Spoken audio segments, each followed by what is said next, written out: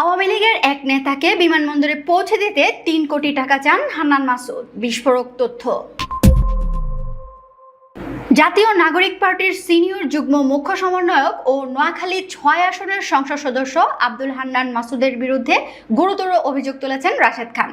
বুধবার নিজের ফেসবুক পোস্টে রাশেদ খান দাবি করেন, গণ অভ্যুত্থানের পর সমন্বয়কদের মধ্যে সবচেয়ে বেশি দুর্নীতিতে জড়িয়ে পড়েন হান্নান মাসুদ। তিনি অভিযোগ করেন, আওয়ামী লীগের বিভিন্ন নেতার সঙ্গে হান্নান মাসুদের একাধিক বৈঠক হয়েছে এবং এইসব বৈঠকের অনেকগুলো রাজধানী পল্টন এলাকায় একটি হোটেলে অনুষ্ঠিত হতো। রাশেদ খানের দাবি, এক পর্যায়ে আওয়ামী লীগের একজন সাবেক সংসদ সদস্যকে বিমানবন্দর পর্যন্ত পৌঁছে দেওয়ার বিষয়ে ৪ কোটি টাকার একটি সমঝোতার আলোচনা হয়। বৈঠক শেষে হান্নান মাসুদ আব্দুল গাফফার জিসানকে বলেন, সংশ্লিষ্ট ব্যক্তি ১ কোটি টাকা দিতে চান, তবে ৩ কোটি টাকায় চুক্তি করার চেষ্টা করতে হবে।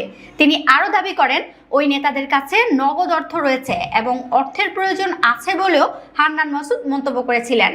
পোস্টে রাশেদ খান বলেন, হান্নান মাসুদের বিভিন্ন কর্মকাণ্ডের প্রত্যক্ষ সাক্ষী হাতিয়ার বাসিন্দা আব্দুল গাফফার জিসান। তিনি জানান, ২৭ জুলাইয়ের পর আত্মগোপনে থাকা অবস্থায় রিফাত রশিদ, মাহিন সরকার ও আব্দুল গাফফার জিসানের সঙ্গে নিয়মিত যোগাযোগ ছিল।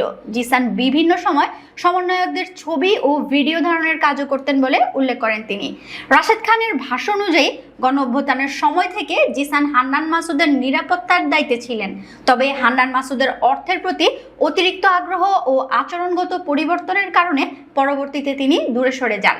ফেসবুক পোস্টে নোয়াখালীর হাতিয়া আসনের সাবেক আওয়ামী লীগ সংসদ সদস্য মোহাম্মদ আলীকে নিয়েও মন্তব্য করেন রাশেদ খান। তার দাবি, হান্নান মাসুদ মনে করতেন মোহাম্মদ আলী তার রাজনৈতিক পথে প্রধান বাধা। এ কারণে অন্তর্বর্তীকালীন সরকারের প্রভাব ব্যবহার করে তাকে গ্রেফতারে ভূমিকা রাখা হয়েছে বলেও অভিযোগ করেন তিনি।